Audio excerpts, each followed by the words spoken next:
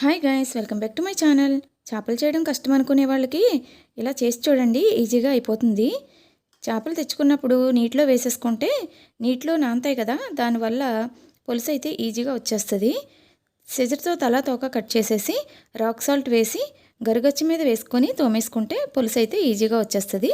ఇలా నీట్గా వచ్చేస్తుంది. ఓకేనా? ఇలా క్లీన్ చేసుకున్న చేపల్లో వాటర్ వేసేసి ఉంచుకుంటే చేపలు మెత్తబడకుండా ఉంటాయి. మనం ఈలోపు కర్రీకి ప్రిపేర్ చేసుకుందాం. ఆనియన్ కచ్చాపచ్చాగా మిక్సీలో వేసుకొని ఆ ముద్దని బాగా వేడెక్కిన ఆయిల్లో వేసి వేయించుకోవాలి.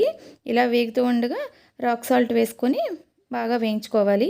ఆనియన్ ఎంత బాగా వేగితే కర్రీ అంత టేస్ట్గా ఉంటుంది. బాగా వేయించుకోవాలి పచ్చివాసన పోయేంత వరకు. ఈ ఉల్లిపాయ ముద్ద వేగేలోపు చింతపండు నానబెట్టుకుందాం. పెద్ద నిమ్మకాయ సైజ్ అంతా చింతపండు నానబెట్టుకుంటే సరిపోతుంది. ఇప్పుడు ఆనియన్లో కొంచెం కరివేపాకు, టమాటా పీసెస్ వేసుకొని బాగా వేయించుకోవాలి. ఈ టమాటా బాగా వేగిన తర్వాత అల్లం వెల్లుల్లి పేస్టు, పసుపు, కారం వేసుకొని బాగా వేయించుకోవాలి. ఇది బాగా వేగేలోపు మనం చింతపండు గుజ్జు తీసుకొని వడకట్టుకోవాలి. ఇలా చింతపండు వడకట్టుకోవడం వల్ల ఇసుక ఉంటే పోతుంది. ప్లస్ ఏమన్నా పెంకులు ఉంటాయి కదా, ఆ పెంకులు కూడా మనం వడకట్టేటప్పుడు అవి పోతాయి. కర్రీ తినేటప్పుడు పంటికి పడితే చిరాగ్గా అనిపిస్తుంది కదా ఆ పెంకులు, మనకి అలా ఉండకుండా కర్రీ అయితే చాలా బాగుంటుంది. ఈ మిశ్రమం బాగా వేగిన తర్వాత కొంచెం మసాలా వేసుకొని బాగా వేయించుకోవాలి. ఈ కర్రీకి లాస్ట్ని కొత్తిమీర వేస్తాం కదా, ఆ టైంలో కొంచెం మసాలా వేసుకుంటే కర్రీ ఫ్లేవర్ అయితే చాలా బాగుంటుంది. ట్రై చేసి చూడండి. ఇది బాగా వేగింది కదా, వేగిన తర్వాత పచ్చిమిర్చి వేసుకొని చింతపండు జ్యూస్ తీసుకున్నాం కదా, అది కూడా వేసేసుకోవాలి. ఈ చింతపండు జ్యూస్ వేసుకున్న తర్వాత గరిటతో బాగా కలిపేసుకోవాలి. ఇప్పుడు బాగా ఉడకపెట్టుకోవాలి.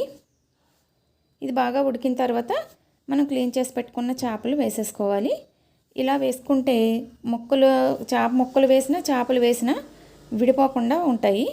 కూర చాలా బాగుంటుంది. చింతపండు జ్యూస్ వేసిన తర్వాత బాగా ఉడకపెడతాం కదా, ఈ పులుసు కొంచెం చిక్కబడేంత వరకు ఉడకపెడతాం. అప్పుడు చేపలు వేసుకుంటాము. దానివల్ల చేపలు వేసిన తర్వాత ఎక్కువసేపు ఉడకబెట్టవలసిన అవసరం లేదు. ఇప్పుడు కొద్దిగా మసాలా వేసుకొని కొత్తిమీర వేసుకుంటే కర్రీ అయితే రెడీ అయిపోయినట్టే. చూడండి కర్రీ ఎంత బాగుందో. ఇప్పుడు స్టవ్ ఆపేసుకొని మనం రైస్లో వేసుకొని తింటే చాలా బాగుంటుంది. ఈ పులుసు చపాతీలోకి కూడా చాలా బాగుంటుంది. ట్రై చేసి చూడండి. ఈ చిన్న చేపలు ఆరోగ్యానికి మంచిది, కళ్ళకి చాలా మంచిదంట. పిల్లలకు కూడా బాగా అలవాటు చేస్తే బాగుంటుంది. మా ఇంట్లో అయితే అందరం ఇష్టంగా తింటాము. మాకైతే ఇక్కడ మేము ఉండే ప్లేస్లో ఈ చేపలు దొరకవు. కర్రీ అవ్వగానే నేనైతే వేడివేడి రైస్ వేసి కర్రీ వేసుకొని తినేసాను. చాలా బాగుంది. ఈ కర్రీ మరుసటి రోజుకైతే ఇంకా చాలా బాగుంటుంది. నా వీడియో చూస్తున్న వాళ్ళు లైక్, షేర్, సబ్స్క్రైబ్ చేసుకోండి. సబ్స్క్రైబ్ బటన్ క్లిక్ చేసి బెల్ బటన్ క్లిక్ చేసి ఆల్ క్లిక్ చేయండి. నా వీడియోస్ అన్నీ మీకు వస్తాయి.